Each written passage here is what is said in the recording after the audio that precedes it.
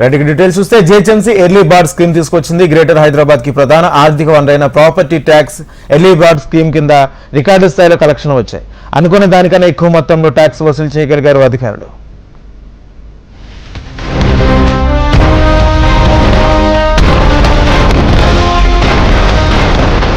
రెండు 2024-25 ఆర్థిక సంవత్సరం ట్యాక్స్ వసూళ్ల కోసం తీసుకొచ్చిన ఆర్లీ బోర్డు స్కీమ్ ముగిసింది.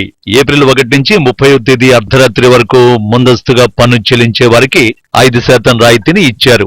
గడువు ముగిసేలోపు అనుకున్న దానికన్నా ఎక్కువ లక్ష్యాన్ని చేరుకుంది జిహెచ్ఎంసీ. 30 సర్కిళ్ల పరిధిలో సిఎస్సి సెంటర్లు, బిల్ కలెక్టర్లు, మీ సేవ, ఆన్లైన్ ద్వారా చెల్లింపులతో 800 కోట్ల లక్ష్యాన్ని ఖరారు చేసుకున్నది. ఇందులో భాగంగా 30 సర్కిళ్లకు గాను 7.27 లక్షల మందికి పైగా వినియోగదారులు ఆర్లీ బోర్డు స్కీమ్ ను సద్వినియోగం చేసుకున్నారు.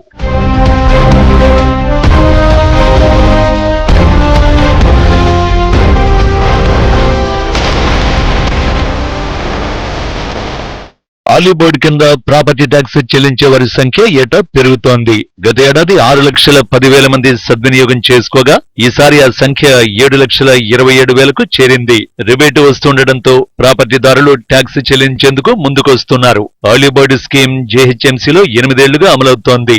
గత ఏడాది 2023-24 సంవత్సరానికి గాను ఆర్లీ బోర్డు స్కీమ్ కింద 785.84 కోట్ల రూపాయల ఆస్తి పన్ను వసూలైంది. గత ఆర్థిక సంవత్సరంతో పోలిస్తే ఈ ఏడాది 34.16 కోట్ల రూపాయల ఆస్తి పన్ను జీహెచ్ఎంసీ అధికంగా వసూలు చేసింది. స్కీమ్ చివరి రోజున 97 కోట్ల రూపాయల పన్ను వసూలైనట్లు అధికారులు తెలిపారు.